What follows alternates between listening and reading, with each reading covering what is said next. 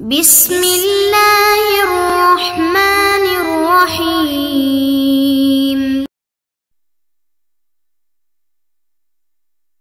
نحمده ونصلی علی رسولہ الکریم والحمد للہ رب العالمین۔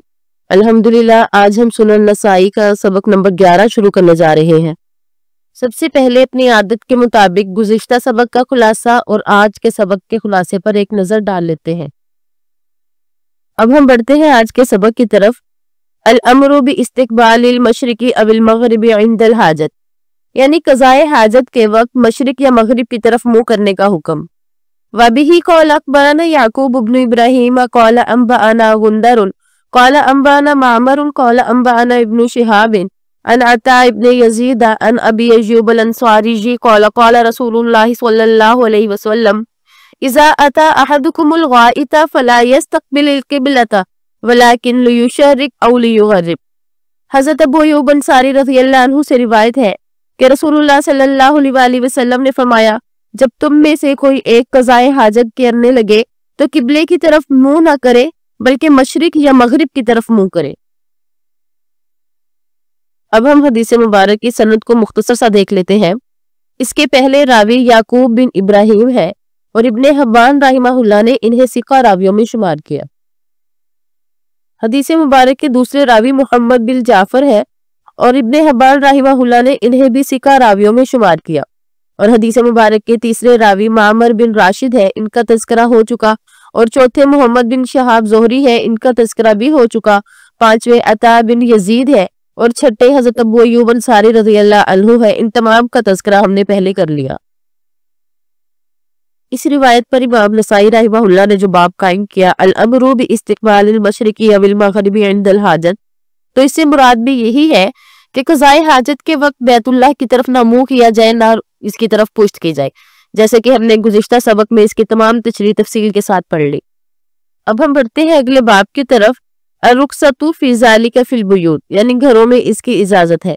وبہ قال اخبرنا قتیبۃ بن سعید عن مالک عن یحییٰ بن سعید عن محمد بن یحییٰ بن حبان عن امہ واسع بن حبان عن عبد اللہ بن عمر قال لقد ارتقیت علی ظہر بیتنا فرأیت رسول اللہ صلی اللہ علیہ وسلم علی لبنتین مستقبل بیت المقدس لحاجتہ۔ حضرت عبداللہ بن عمر رضی اللہ عنہما سے روایت ہے، انہوں نے فرمایا کہ میں اپنی گھر کی چھت پر چڑھا تو میں نے رسول اللہ صلی اللہ علیہ وسلم کو 2 کچی اینٹوں پر بیت المقدس کی طرف منہ کیے ہوئے قضائے حاجت کرتے دیکھا۔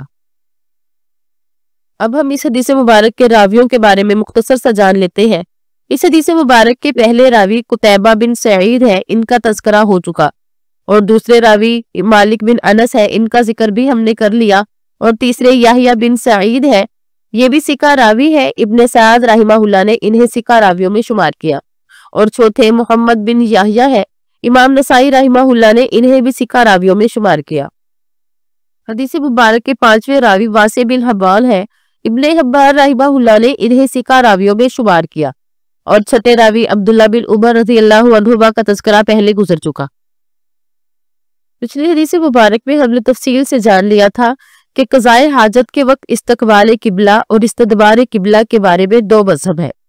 پہلا مذہب یہ کہ یہ حکم عام ہے خاص صحرا ہو یا بنا، اور دوسرا مذہب یہ تھا کہ یہ حکم ایسی جگہ کے لیے ہے جہاں کوئی اوٹ وغیرہ نہ ہو، اور یہ روایت ان حضرات کی دلیل ہے جو کہ دوسرے مذہب کے قائل ہے، اور جو دوسرے مذہب کے قائل نہیں انہوں نے اس کی مختلف توجیہات بیان کی۔ اس روایت میں حضرت عبداللہ بن عمر رضی اللہ عنہما نے جس گھر کا تذکرہ کیا تو اس گھر سے مراد ان کی ہمشیرہ ام المؤمنین حضرت حفصہ رضی اللہ عنہا کا حجرہ مبارک ہے، اور حضرت ابن عمر رضی اللہ عنہما نے یہ فرمایا کہ میں نے آپ علیہ السلام کو قضائے حاجت کرتے ہوئے دیکھا کہ بیت المقدس کی طرف ان کا منہ تھا، اور بیت المقدس مدینہ منورہ سے شمال کی جانب ہے، یعنی مکہ مکرمہ سے بالکل الٹ جانب، لہٰذا آپ علیہ السلام کی پیٹھ قبلہ کی جانب تھی۔ اس سے امام شافعی اور دوسرے محدثین نے استدلال کیا کہ عبارت کے اندر قبلے کی طرف منہ یا پیٹھ کرنا جائز ہے۔ اب ہم بڑھتے ہیں اپنے اگلے باب کی طرف۔ باب النہی عن مس الذکر بالیمین عند الحاجت، یعنی قضائے حاجت کے دوران میں شرمگاہ کو دایاں ہاتھ لگانا منع ہے۔ وبه قال اخبرنا يحيى بن درست قال انبأنا ابو اسماعيل وهو القناد قال حدثني يحيى بن ابي كثير ان عبد الله بن ابي قتادة حدثه عن ابيه ان رسول الله صلى الله عليه وسلم قال اذا بال احدكم فلا ياخذ ذكره بيمينه۔ حضرت ابو قتادہ رضی اللہ عنہ سے روایت ہے کہ رسول اللہ صلی اللہ علیہ وسلم نے فرمایا کہ جب تم میں سے کوئی پیشاب کرے تو اپنی شرمگاہ کو دائیں ہاتھ سے نہ پکڑے۔ اب ہم حدیث مبارک کے راویوں کے بارے میں مختصر سا جان لیتے ہیں۔ اس حدیث مبارک کے پہلے راوی یحییٰ بن درست ہے اور امام نسائی رحمہ اللہ نے انہیں ثقہ راویوں میں شمار کیا۔ حدیث مبارک کے دوسرے راوی ابو اسماعیل ہے اور ان سے مراد ابراہیم بن عبد الملک ہے اور یہ بھی ثقہ راوی ہے۔ ابن حبان رحمہ اللہ نے انہیں ثقہ راویوں میں شمار کیا۔ اور حدیث مبارک کے تیسرے راوی یحییٰ بن ابی کثیر ہے اور چوتھے راوی عبداللہ بن ابی قتادہ ہے، یعنی حضرت ابو قتادہ رضی اللہ عنہ کے صاحبزادے۔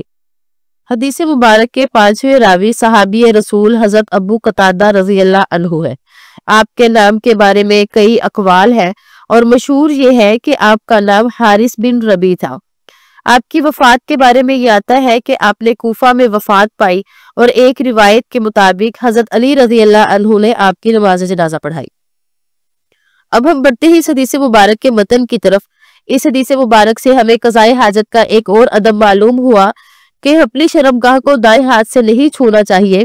انشاءاللہ اسی بات کی اگلی روایت کو بھی پڑھ لیتے ہیں، پھر اکٹھے ہی اس کے بارے میں گفتگو کریں گے۔ اب ہم اسی باب کی اگلی روایت کو دیکھ لیتے ہیں۔ وَبِهِ قَالَ أَخْبَرَنَا حَنَّادُ بْنُ سَرِيجٍ عَنْ وَكِيعٍ عَنْ هِشَامٍ عَنْ يَحْيَىٰ وَابْنِ أَبِي كَثِيرٍ عَنْ عَبْدِ اللَّهِ بْنِ أَبِي قَتَادَةَ عَنْ أَبِيهِ قَالَ قَالَ رَسُولُ اللَّهِ صَلَّى اللَّهُ عَلَيْهِ وَسَلَّمَ إِذَا دَخَلَ أَحَدُكُمُ الْخَلَاءَ فَلَا يَمَسَّ ذَكَرَهُ بِيَمِينِهِ۔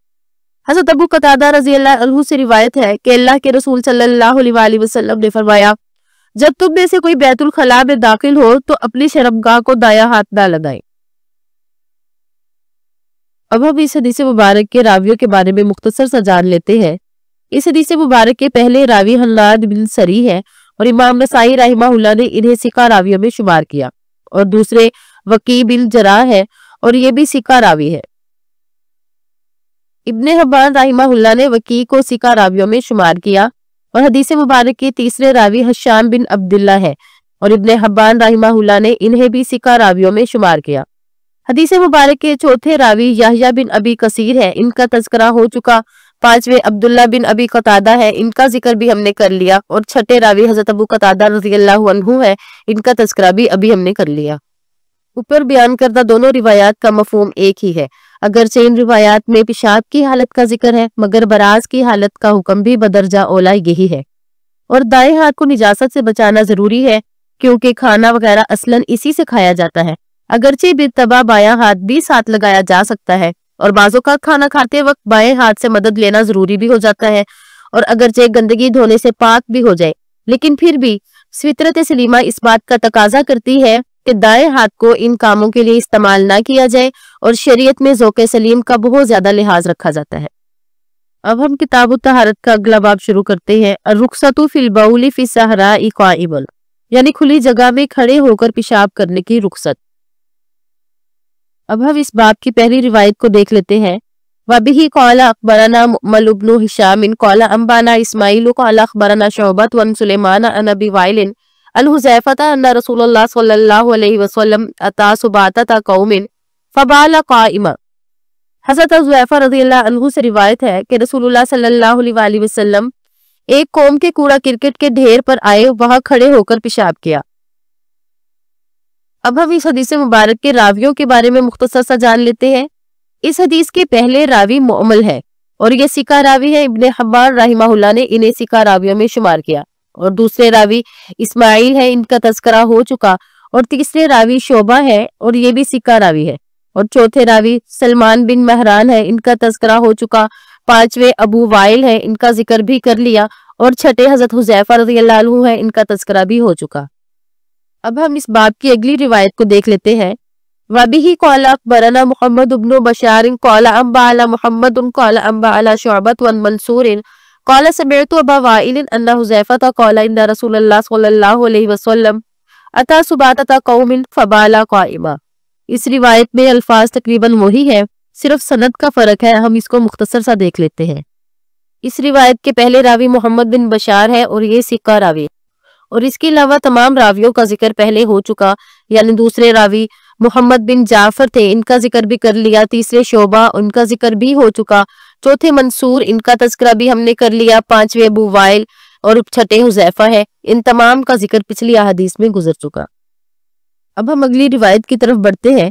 وَبِهِ قَالَ أَخْبَرَنَا سُلَيْمَانُ بْنُ عُبَيْدِ اللَّهِ قَالَ أَنبَأَنَا بُوزٌ قَالَ أَنبَأَنَا شُعْبَةُ عَنْ سُلَيْمَانَ وَمَنْصُورٌ عَنْ أَبِي وَائِلٍ عَنْ حُذَيْفَةَ أَنَّ النَّبِيَّ صَلَّى اللَّهُ عَلَيْهِ وَسَلَّمَ مَشَىٰ إِلَىٰ سُبَاطَةِ قَوْمٍ فَبَالَ قَائِمًا قَالَ سُلَيْمَانُ فِي حَدِيثِهِ وَمَسَحَ عَلَىٰ كُفَّيْهِ وَلَمْ يَذْكُرْ مَنْصُورُ الْمَسْحَ۔ حضرت حذیفہ رضی اللہ عنہ سے روایت ہے کہ نبی اکرم صلی اللہ علیہ وآلہ وسلم ایک قوم کے کوڑا کرکٹ کے ڈھیر کی طرف چلے، پھر کھڑے کھڑے پیشاب کیا۔ راوی حدیث سلیمان نے اپنی روایت میں کہا کہ آپ نے اپنے موزوں پر مسح کیا اور منصور نے مسح کا ذکر نہیں کیا۔ اب ہم حدیث مبارک کے راویوں کے بارے میں مختصر سا جان لیتے ہیں۔ اس حدیث مبارک کے پہلے راوی سلیمان بن عبید اللہ ہے، اور امام نسائی اور ابن حبان رحمہ اللہ نے انہیں ثقہ راویوں میں شمار کیا، اور حدیث مبارک کے دوسرے راوی بہز ہے اور یہ بھی ثقہ راوی ہے، اور حدیث مبارک کے تیسرے راوی شعبہ بن حجاج ہے، ان کا تذکرہ ہو چکا، چوتھے سلیمان، پانچویں منصور، چھٹے شقیق اور ساتویں حضرت حذیفہ رضی اللہ عنہ ہے، ان تمام کا تذکرہ ہم نے گزشتہ حدیث کے تحت کر لیا۔ اس حدیث مبارک سے معلوم ہوا کہ آپ علیہ السلام نے کھڑے ہو کر پیشاب کیا، تو سوال پیدا ہوتا ہے کیا کھڑے ہو کر پیشاب کرنا معیوب نہیں، کیونکہ آپ علیہ السلام کی عادت شریفہ اکثر یہی تھی کہ آپ بیٹھ کر پیشاب کرتے تھے۔ تو شارحین نے اس کی مختلف توجیحات بیان کی۔ ایک تو یہ کہ یہ کوڑا کرکٹ کا ڈھیر تھا، اگر آپ بیٹھ کر پیشاب کرتے تو گندے چھینٹے پڑنے کا ڈر تھا، اس وجہ سے آپ نے کھڑے ہو کر پیشاب کیا۔ اور بعض حضرات نے یہ فرمایا کہ صحرا میں کھڑے ہو کر پیشاب کرنے کی اجازت ہے، جبکہ گھر میں بیٹھ کر ہی پیشاب کرنا چاہیے۔ مختلف توجیحات بیان ہوئی، لیکن ان میں سے سب سے بہترین توجیح یہ ہے کہ یہ بیان جواز کے لیے تھا، اگر کسی کو مجبوری ہو تو اس صورت میں کھڑے ہو کر پیشاب بھی کیا جا سکتا ہے۔ آج کے سبق کو ہم یہیں پہ ختم کرتے ہیں۔ آج کے سبق میں بھی ہم نے استنجا کے کچھ آداب پڑھے۔ اب ہم پڑھتے ہیں آج کے سبق کے سوالات کی طرف۔ نمبر 1، قضاء حاجت کے وقت استقبال و استدبار قبلہ کے بارے میں کیا ادب ہے، اس کے بارے میں بتائیں۔ اور قضاء حاجت کے وقت مشرق یا مغرب کی طرف چہرہ یا پیٹھ کرنے کا کیوں فرمایا۔ امید ہے کہ آپ کو آج کا سبق سمجھ آ گیا ہوگا۔ اگلے سبق تک کے لیے اجازت چاہوں گی۔ السلام علیکم ورحمۃ اللہ وبرکاتہ۔